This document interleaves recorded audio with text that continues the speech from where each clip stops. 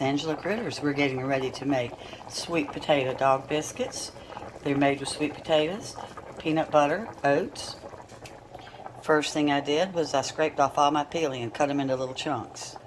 If you plan to use canned sweet potato, rinse it really well before you mash them up. Mash. The sweet potato is cooked and cooled off. I've got 2 eggs that I've already beat up. I beat my eggs up first just in case they're bad. I don't want to ruin my entire recipe. So I'm going to put in everything together at once. I've got my 1 cup of the cooked sweet potato. Now if you use canned, just wash it real good. Make sure there's no salt. But it's so easy to boil a sweet potato. And then I've got 1/4 cup of peanut butter, and it has to be a good peanut butter like Jif or Skippy. It can't have xylitol in it.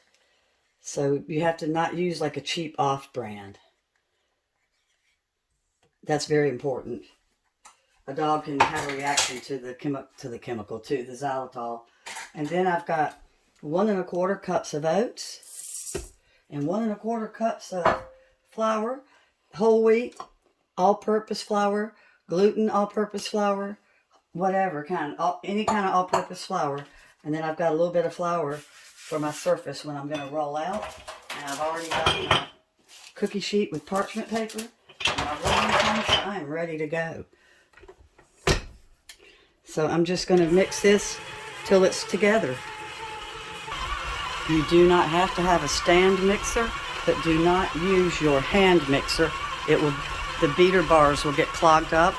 Just use a plain wooden spoon with a bowl and just make it yourself. Alright, so I've got it out of the bowl, and I'm going to put a little bit of flour on my hands and roll them out. They're for dogs, they don't have to be perfect.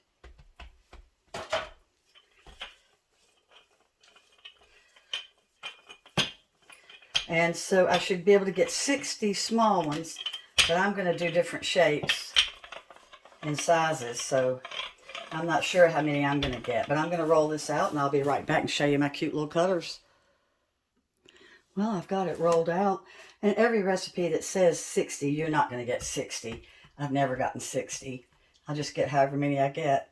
And I'm going to use these little medium dog paws.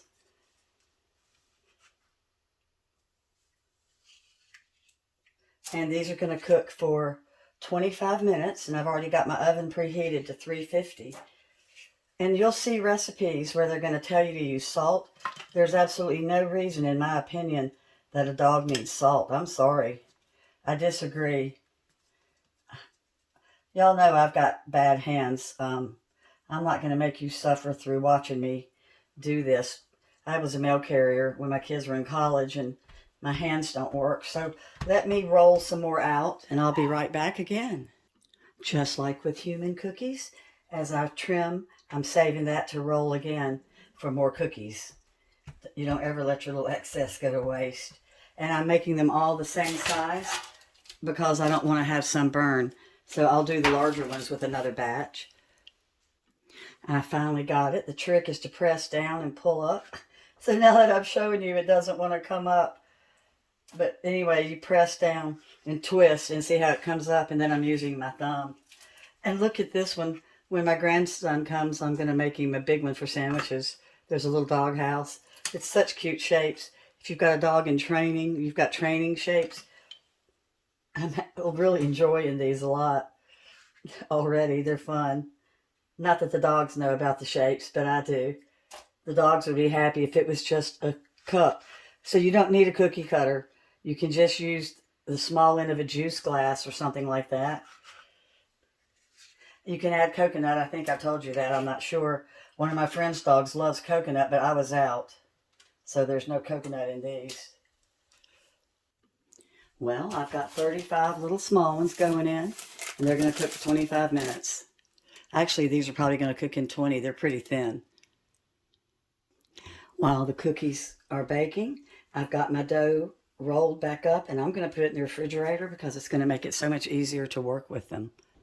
So these, since they don't have the salt, you freeze them. So I'll keep in a little container just however many they can eat for the next couple days. And then I'm going to have little glass containers filled with the other ones in the freezer. and they'll stay good for months in the freezer. But since there's no preservatives in these, you just can't leave them sitting out on the counter. I did figure out what the little stick is for. See how for the large ones, I can lift out. So I've been using it to get the large ones out. Now you don't have to have a rolling pin. You can use a glass, just put a little flour on it and roll. And it's better if the glass is straight up. See how mine is at an angle?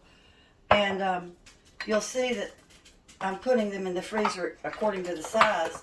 And I cooked these a little bit longer because I want them to kind of clean their teeth. And then the other ones I cooked for about 3 minutes longer, so they cooked for 28 minutes. And if you're putting them on the cookie sheet, as you put them on, the ones that feel thinner, put them in the center and then put the thick ones on the sides. So the big ones I'm going to freeze, and I'm going to keep out fresh for Wheezy for a couple days. Actually, that's too many. She's little. And then I'll have a couple of these, and the big dogs will eat those too. Now, if you have a dog that has sensitive stomach that you need to get pumpkin in their system, then I'm telling you right now, you can make these with pumpkin. And if you have a dog that eats its poop, you can add a little bit of pineapple to it, because they won't eat their poop anymore if they've had pineapple. So enjoy the cookies, and they're just worth a little bit of extra time, but you see how many I got, and they're not going to get, like, the big ones, they'll only get one a day. They're too rich. My dogs are all on diets. Bye-bye.